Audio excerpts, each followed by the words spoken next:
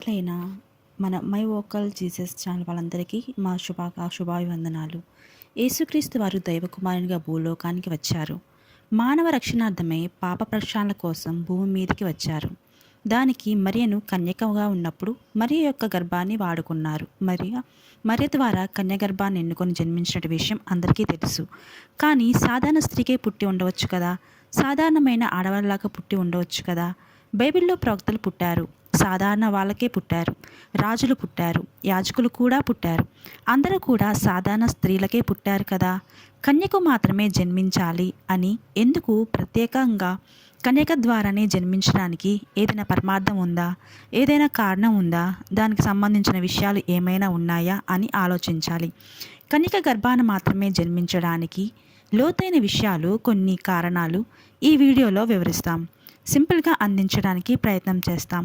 లూకాసు వార్త 1వ అధ్యాయం 34వ వాక్యం చూడండి. నేను పురుషుని ఎరుగని దానిని గదా, ఇది ఎలా సాధ్యం అంటుంది Maria. How will this be since I am a virgin అని మాట్లాడుతున్నప్పుడు మనకు అర్థమవుతుంది. ఆమెకు తెలియకుండానే ఆమె కన్యక ఉన్నప్పుడే ఆశ్చర్యకరంగా ఆమె గర్భం ధరించడాన్ని మనం చూస్తాం. మత్తయి సువార్త 1వ అధ్యాయం 25వ వాక్యం ప్రకారం కూడా చూడండి. మరియా యేసేపుతో కలవలేదు, వివాహం కూడా కాలేదు, బయోలాజికల్గా వాళ్ళు కలవలేదు. అలాంటి సృష్టి అనేది ఉంటుందా? అవ్వ ఆదాములు దేవుడు తయారు చేశాడు కాబట్టి వారిని ప్రత్యేకించిన తర్వాత మనుషుల ద్వారా పుట్టిన వ్యక్తుల్లో ఇప్పటి వరకు అలాంటి ఒకటి జరగలేదు. బయోలాజికల్గా ఆడ మగ రెండింటి యొక్క జన్యువులతోనే, ఆ జీన్స్తోనే, డిఎన్ఏతో ఏర్పడేదే ప్రత్యుత్పత్తి వ్యవస్థ. దానికి విభిన్నంగా జరిగింది ఇది. ఈ కన్య యొక్క గర్భం మరియకు ఇలా జరగడానికి కూడా కారణం ఉంది. ఈనాటి అసాధారణ పరిస్థితుల్లో కన్య గర్భాన్నే జన్మించడానికి ప్రధానమైనటువంటి కొన్ని కారణాలు నేను చెప్తాను. దానిలో నెంబర్ 1, మొదటిది, the virgin birth gives evidence of a Jesus divine origin, divine nature. కన్యక గర్భాన్ని ధరించడం ద్వారా యేసుక్రీస్తు వారి యొక్క దైవత్వం యొక్క ఉనికిని తెలియజేయాలి. అలాంటి ఉనికిని తెలియచేయడం కోసమే కన్య గర్భం ద్వారా దేవుడు వచ్చాడు. కన్య గర్భం ధరించింది ఆ అద్వితీయ కుమారుడే ఆ మెస్సయ్య అని చెప్పి యేసు దైవత్వాన్ని నిరూపించుకోవడానికి కన్యకు జన్మించకపోతే దైవత్వం అనేది రుజువు కాదు. ఆయనను ఇతరులు అన్నట్లే ఒక ప్రవక్తగా అంటారు, ఇతరులు అన్నట్లే ఒక యాజకుడిగా చూస్తారు, ఇతరులు అన్నట్లే ఆయన యొక్క యూదుడిగా కొనియాడబడతాడు తప్ప ఆయన దైవత్వాన్ని నిరూపించుకోవడానికి మొదటి స్టెప్ కన్యక గర్భం ద్వారా, ప్రవక్తల ప్రవచనాల ద్వారా నెరవేర్చడానికి ఆయన వచ్చాడు. లూకాసు వార్త 1వ అధ్యాయం 30 నుంచి 35 వాక్యాలు చూడండి. పవిత్రుడు దేవుని కుమారుడు అని వ్రాయబడింది. అక్కడ ఆయన జననంతోనే పవిత్రుడుగానే దేవుడి కుమారుడిగానే వచ్చాడు. దేవుడు మెస్సయ్యను పంపిస్తారని చెప్పబడితే అత్యంత గొప్పగా, రాజుగా, ఉన్నతమైనటువంటి వ్యక్తిగా, ఒక తత్వవేత్తగా, ఒక మేధావిగా పాలించి ఏలేటువంటి ఒక రారాజుగా ఏదేదో ఊహించుకున్నారు యూదులు. మానవులతో మానవునిగా జన్మిస్తే మరి యేసే ఆ రక్షకుడు అని ఎలా రుజువు అవుతుంది? ఇప్పుడు యూదులకు దూరంగా ఉండటానికి, యూదులు నమ్మలేకపోవటానికి ప్రధానమైన కారణం కూడా ఇదే. అలాంటి మానవులతో మానవునిగా జన్మించాల్సిన పరిస్థితి వచ్చింది కాబట్టి దైవ కుమారునిగా డివైన్ నేచర్ని, దేవుని యొక్క శక్తిని ప్రత్యక్షపరచాలి. కాబట్టి ఆ ఎగ్జిస్టెన్స్ని, దేవుని యొక్క ఎగ్జిస్టెన్స్ని తెలియచేయడానికి దానికి సాక్ష్యమే కన్య మరియ యొక్క గర్భం. కన్యక ద్వారా జన్మించడం యేసు దైవిక స్వభావాన్ని అలా కోల్పోకుండా మానవ స్వభావాన్ని యాడ్ చేశారు. మీకు అర్థమవుతుంది కదా. పరలోకం నుంచి దిగి వచ్చిన ఆయనకి మానవ స్వభావం, మానవ రూపం, మానవ శరీరాన్ని యాడ్ చేశారు. దైవత్వాన్ని కోల్పోలేదు, దైవిక స్వభావాన్ని కోల్పోలేదు. అలా కోల్పోకుండా ఉండటానికే దేవుడు కన్య గర్భంలో ద్వారా రావడానికి సిద్ధపడ్డాడు. అందుకే ఆ దైవ స్వభావాన్ని కోల్పోలేదు, మానవ స్వభావాన్ని కూడా కోల్పోలేదు. యేసుక్రీస్తు వారి గురించి బైబిల్లో ఖచ్చితమైన నిర్వచనం ఏమిస్తుందో తెలుసా? He was a son of man. మనుష్య కుమారుడు 100% ఆయన మనుష్య కుమారుడు అంటుంది. అండ్ సన్ ఆఫ్ గాడ్, దేవుని కుమారుడు 100% దేవుని కుమారుడు అని పిలువబడతాడు. అందుకే ఈయనకు ఉన్నటువంటి ప్రత్యేకత అదే. మనుష్య కుమారుడిగా, దైవ కుమారుడిగా కూడా నిరూపించుకున్నాడు. దానికి ప్రధానమైనటువంటి ఒక కారణంగా కన్యక గర్భం ద్వారా రావడం అని కూడా చెప్పొచ్చు. యేసుక్రీస్తు వారు కేవలం ఒక తల్లి తెలివైన బోధకుడు అని, ఒక మంచి వ్యక్తి అని చెప్పడానికి వేరే వేరే కారణాలు ఉండొచ్చు. కానీ ఆయనే దైవకుమారుడు, ఆయనే మెస్సయ్య అని రుజువు కావాలంటే మాత్రం కన్య గర్భం ద్వారానే రావాలి. అలా కన్య గర్భం ద్వారా రావాల్సి వచ్చింది. అది ప్రధానమైన మొదటి విషయం. అయితే ఇక రెండవ విషయం ఫుల్ఫిల్మెంట్ ఆఫ్ ప్రాసెసీ. దేవుని యొక్క వాగ్దానాన్ని నెరవేర్చడానికి దేవుడు ప్రవక్త ద్వారా తెలియపరచబడిన ప్రవచనాలు అన్నిటినీ కూడా నెరవేర్చడానికి, యూదులకు ఆ ప్రవచనాలను ఈ శారీరక రూపంలో శరీరధారుడిగా ఇవ్వడానికి యేసుక్రీస్తు వారు కన్య గర్భం ద్వారా భూమి మీదకి వచ్చారు. వాగ్దాన పుత్రుని నెరవేర్పు జరిగింది. మత్తయి సువార్త 1వ అధ్యాయం 23వ వాక్యంలో ఈ ఫుల్ఫిల్మెంట్ గురించి ఆ మత్తయి రాస్తాడు.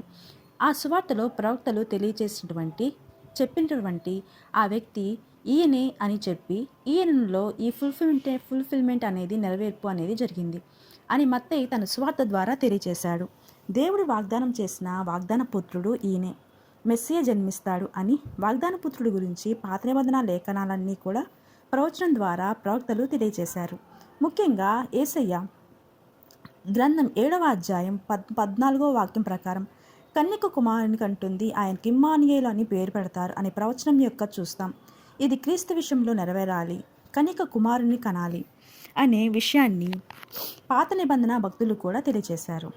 అది మరి యేసుక్రీస్తు వారిలో నెరవేరాలి అంటే ఖచ్చితంగా కన్యకు జన్మించాల్సిందే. ఆయనే క్రీస్తు అని, ఆయనే మనుష్య కుమారుని ద్వారా వచ్చారు అని ప్రవక్తల మాట నెరవేరటానికి కన్య ద్వారా జన్మించడం ఆవశ్యకమైంది. మరియ గర్భం ద్వారా రావాల్సి వచ్చింది. ఇది రెండవ ప్రధానమైన కారణం. ఇక నెంబర్ 3 మూడవది ఏంటంటే virgin birth reveals Jesus as a bridge between the God and human kind. దేవునికి మనుష్యునికి మధ్య చాలా అంతరం అనేది ఉంది. ఈ అంతరాన్ని తొలగించడానికి దేవుడు ఒక బ్రిడ్జ్ని ఏర్పాటు చేయాలి. అంటే మనుష్యునికి దేవునికి మధ్య ఒక మాధ్యమికం కావాలి. అంటే అది ఖచ్చితంగా దైవకుమారుని ద్వారానే సాధ్యమవుతుంది. అందుకే యేసుక్రీస్తు వారిని మార్గం అన్నారు. ఆయన ఒక బ్రిడ్జ్ అంటారు. దేవునికి మానవాళికి మధ్యవర్తిగా రావాలి అంటే కన్యక ద్వారానే రావాలి. అసాధారణమైన జన్మ కావాలి, అసాధారణమైన పుట్టుక కావాలి. సాధారణ స్త్రీలకు సాధారణంగా జన్మించేటువంటి వ్యక్తులు కాకుండా అసాధారణమైనటువంటి పుట్టుక కావాలి. కాబట్టి కన్యక అవసరం. అంతేకాదు ఇక్కడ ప్రాముఖ్యమైన ఇంకొక విషయం, అసాధారణమైన దేవుని దైవిక ప్రపంచాన్ని, సాధారణమైన మానవుని ప్రపంచాన్ని రెండింటినీ కూడా కలపాలి. అంటే అసాధారణమైన వ్యక్తి, సాధారణ వ్యక్తుల మధ్య కలగలిపినటువంటి ఒక బ్రిడ్జ్ కావాలి. అసాధారణంగా జన్మించి సాధారణంగా జీవించాలి. కాబట్టి ఆ అసాధారణమైన దైవశక్తి గల వ్యక్తి సాధారణ శరీర రూపాన్ని ధరించుకొని సాధారణ జీవితాన్ని జీవించడానికి భూమి మీదకి వచ్చాడు. మానవాళి మనుష్య అనుభవం, దేవుని దైవిక అనుభవం రెండూ తెలిసిన వాళ్ళు ప్రపంచంలో ఒకే ఒక్కరు ఉన్నారు. ఆ ఒకే ఒక్కరు కన్యక ద్వారా రుజువు చేయబడ్డారు. ఆ కన్యక రుజువు చేస్తుంది. కాబట్టి కన్యక గర్భాన్ని ధరించి వచ్చారు. హెబ్రీ పత్రిక 4వ అధ్యాయం 15వ వాక్యం ప్రకారం మనకు ప్రధాన యాజకుడు అని తెలియజేయబడ్డాడు. ప్రధాన యాజకుడిగా ఉన్నాడు. ప్రధాన యాజకుడు అంటే ఎవరు? దైవిక శక్తికి మనుషులకు మధ్య వ్యక్తిగా ఒక యాజకుడిగా ఉన్నాడు. హెబ్రీ పత్రిక 8వ అధ్యాయం 1వ వాక్యంలో కూడా చూడండి. పరలోకంలో దేవుని పార్శ్వమున ఉన్న వ్యక్తిగా యేసు వారు కనిపిస్తారు. దేవుని పార్శ్వమున ఉన్న వ్యక్తి ఇక్కడ భూలోకంలో సాధారణ జీవితంలో సాధారణ వ్యక్తులతో గడిపి ఈ మనుషులకు మార్గాన్ని చూపించి రాజ్యాన్ని ఏర్పాటు చేసి ఆ దేవునికి ఈ మనుషులకు మధ్య ఒక బ్రిడ్జ్గా ఏర్పాటయ్యారు. ఆయన్నే మార్గం అయ్యారు. అందుకే ఐ యామ్ ది వే అన్నారు, నేనే మార్గం అన్నారు. వారధి యేసుక్రీస్తు వారే. ఆ రెండింటినీ కలిపేటువంటి వారధి ఆయనే. ఆ వారధి మనుష్య కుమారుడిగా, దేవుని కుమారుడిగా పిలువబడ్డాడు. అందుకే ఆయన సాధారణమైన వ్యక్తి కాదు. ఆయన పుట్టిక సాధారణమైనది కూడా కాదు. కాబట్టి కన్యక ద్వారా జన్మించడం అనేది ప్రధానమైన విషయం. ఈ కన్యక ద్వారా జన్మించడంలో కూడా ఒక విషయాన్ని చూపిస్తాం. దైవికమైనటువంటి దేవుని శక్తి పరిశుద్ధాత్మ ద్వారా గర్భం దాల్చడము, అలాగే మరియ యొక్క గర్భము, మానవుని యొక్క గర్భము, ఆ రెండింటినీ కలిపేటువంటి ఒక వ్యక్తిగా ఈయన ప్రత్యేకించబడ్డారు. ఇక 4వ విషయం, జీసస్ హ్యాడ్ ఎ సీన్లెస్ నేచర్. ఆయన పరిశుద్ధుడు, నిష్కలంకుడు, నీతిమంతుడు అని బైబిల్లో పిలువబడ్డాడు. యేసు పాపరహిత స్వభావానికి గుర్తుగా కన్యా గర్భం ఎందుకు ముఖ్యమైంది అంటే అతని పాపరహిత పాత్ర నిజం అని చెప్పడానికి, పాపరహితునిగా భూమి మీదకి వచ్చాడు అని చెప్పడానికి, పాపాత్మక స్వభావాన్ని వారసత్వంగా పొందిన వాడు కాదు. ఆయన మానవుని ద్వారా జన్మించిన వాడు కాదు. ఆయన బయోలాజికల్గా జన్మించిన వాడు కూడా కాదు. ఆయన రోమపత్రిక 5వ అధ్యాయం 12వ వాక్యం ప్రకారం మనిషి ద్వారా పాపం ప్రపంచంలో ప్రవేశించినట్లు పాపము ద్వారా మరణం అనేది అందరికీ వ్యాపించింది. మరి సాధారణ మనిషికి పుడితే ఆ పాపం ద్వారా కూడా ఆ మరణం అనేది సంభవించవచ్చు. యేసుక్రీస్తు వారికి మరణం లేదు. మానవుల కోసం ప్రాణం పెట్టడానికి వచ్చిన వాడు ఆయన. ఆ ప్రాణత్యాగం కోసం వచ్చాడు. ఆయన కావాలని ఆ ప్రాణత్యాగం చేశాడు. బట్ అందరిలాగా పాప స్వభావంతో పుట్టినవాడు కాదు. పాపం వల్ల పుట్టినవాడు కూడా కాదు. ఆ పాపం వల్ల మరణం కూడా ఆయనకు రాలేదు. మొదటి పేతురు పత్రిక 2వ అధ్యాయం 22వ వాక్యం ప్రకారం అతను ఏ పాపము చేయలేదు, ఏ చిన్న దోషము ఆయనలో కనిపించలేదు అని తెలియజేయబడింది. మొదటి యోహాను పత్రిక 3వ అధ్యాయం 5వ వాక్యం ప్రకారం ఆయన మన పాపములను తీసివేయటానికి ప్రత్యేకించబడ్డారు అని తెలియజేయబడింది. పిలాతు చాలా గట్టిగా చెప్పాడు, అతనిలో ఎలాంటి తప్పు లేదు అని. శిక్ష వేసేటువంటి అధికారం ఉన్నటువంటి ఆ పిలాతే చెప్తాడు. మత్తయి సువార్త 27వ అధ్యాయం 4వ వాక్యం చూడండి. యూదా పశ్చాత్తాపం చూడండి. నేను అమాయక రక్తానికి ద్రోహం చేశాను అంటాడు. యోహాను సువార్త 19వ అధ్యాయం 6వ వాక్యం చూడండి. సిలువ వేసిన శతాధిపతి అంటాడు. ఈయన నిజముగా దేవుని కుమారుడు అంటాడు. యోహాను సువార్త 8వ అధ్యాయం 46వ వాక్యం చూడండి. యేసుక్రీస్తు వారు పరిచర్యలకు సవాలు విసిరాడు. మీలో ఎవరైనా నాలో పాపం ఉందని నిరూపించగలరా అని. ఆఖరికి మార్కు సువార్త 1వ అధ్యాయం 24వ వాక్యం ప్రకారం అపవాది కూడా, ఆ దురాత్మ అయిన అపవాది కూడా దేవుని పరిశుద్ధుడు అని బ్రతిమాలుకోవడం మొదలుపెట్టాడట.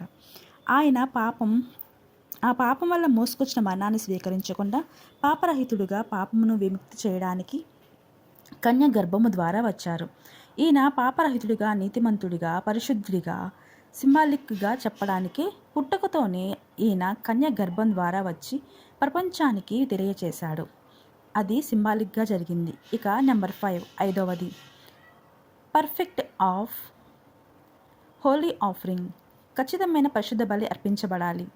ప్రాయశ్చిత బలి, పాప పరిహారార్థ బలి అర్పించబడాలి.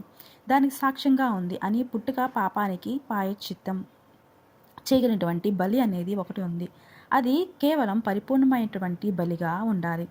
అలాంటి పరిపూర్ణమైన పరిశుద్ధమైన బలి ఇప్పటి వరకు కూడా జరగలేదు. యేసుక్రీస్తు వారు పుట్టేంత వరకు కూడా అలాంటి బలిని యూదులు ఎన్నడూ చూడలేదు. బలి ఇచ్చేది పాపం లేనిదై ఉండాలి. లేవికాండం 4వ అధ్యాయం 3వ వాక్యం, 5వ అధ్యాయం 15వ వాక్యం ప్రకారం ఆ బలి గురించి మనకు తెలియచేస్తుంది. అలా లోపము లేనిది అయితే మానవుని నుండి రాగలదా? మానవుని నుండి రాలేదు. ఒక జంతువుకు బలి ఇవ్వాలి అంటే ఆ జంతువుపై చిన్న మచ్చ కూడా, వాటికి కలిగిన వెంట్రుకలు కూడా లెక్క వేస్తారు. అంతేకాదు, అది మీట్ చేసే విధానం కానీ, అది వచ్చేటువంటి విధానం కానీ, అది తినేటువంటి మేతలో కానీ, దాని మీద వేసే క్లాత్లో కూడా చాలా కండిషన్స్ అనేవి ఉంటాయి. దాని మీద ఏదైనా ఒక పక్షి కానీ వాలినా కూడా అది ఆమోదయోగ్యం కాదు. అలాంటి కండిషన్స్ ఉంటాయి. బలి ఇచ్చేటువంటి ఒక పశువుకి. అందుకే కొత్త నిబంధన ప్రకారం పరిశుద్ధుడు, నిర్దోషి కన్యక ద్వారా జన్మించిన దేవుని కుమారుణ్ణి మానవుని విముక్తి కోసం, పరిపూర్ణ బలి త్యాగం కోసం తెలియచేయబడింది. అలా తెలియపరచడానికి కన్య గర్భాన్ని ఎన్నుకొని భూమి మీదకి రావాల్సి వచ్చింది. రోమాపత్రిక 8వ అధ్యాయం 3వ వాక్యం చూడండి. పాప స్వభావం చేత ధర్మశాస్త్రం బలహీనపరచబడటం చేత ఏమీ చేయలేకపోయింది అని. ధర్మశాస్త్రం ఇంతవరకు నెరవేరకపోవటానికి కారణం ఏంటి అంటే ఆ పాప ప్రక్షాళన లేకపోవడం.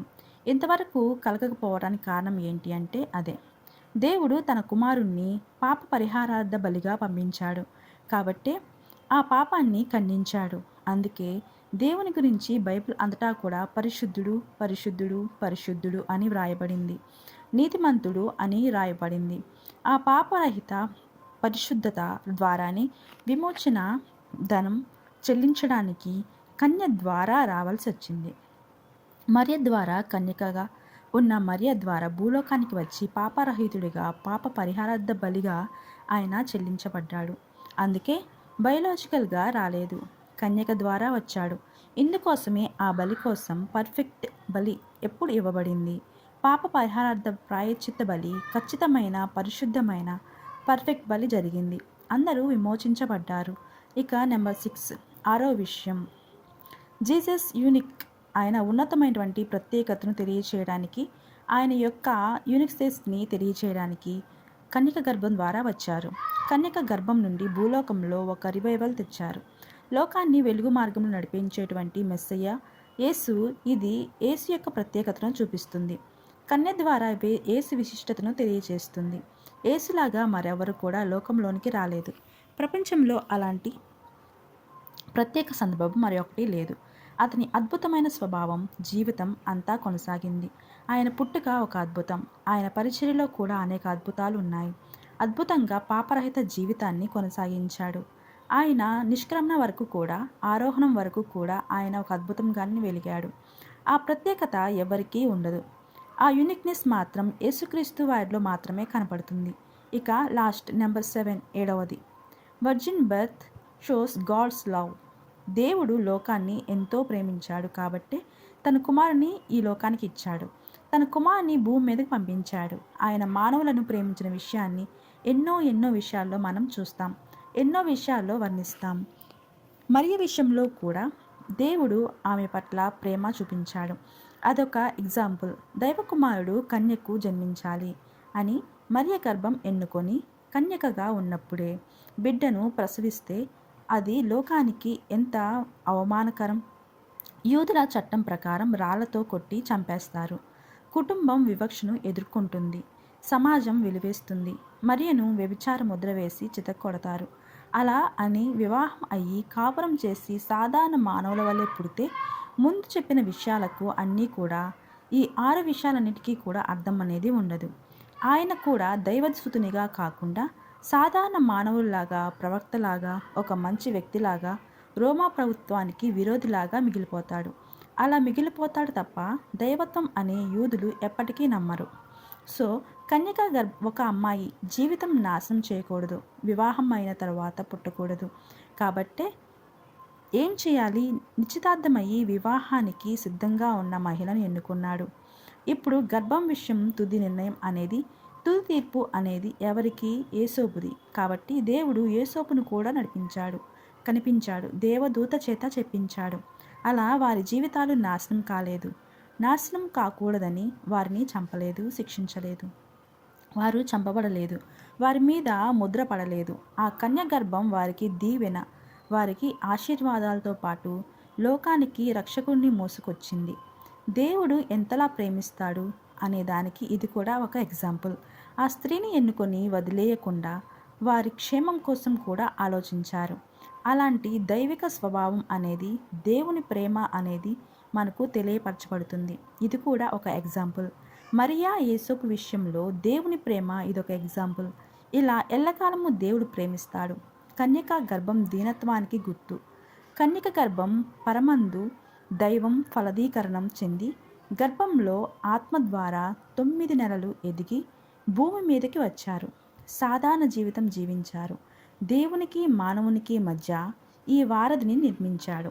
అంతరాన్ని తొలగించాడు, చీకటిని తొలగించాడు, దేవునికి దగ్గర చేశాడు. అందుకే ఆయన పుట్టుక, అందుకే కన్యక జననం.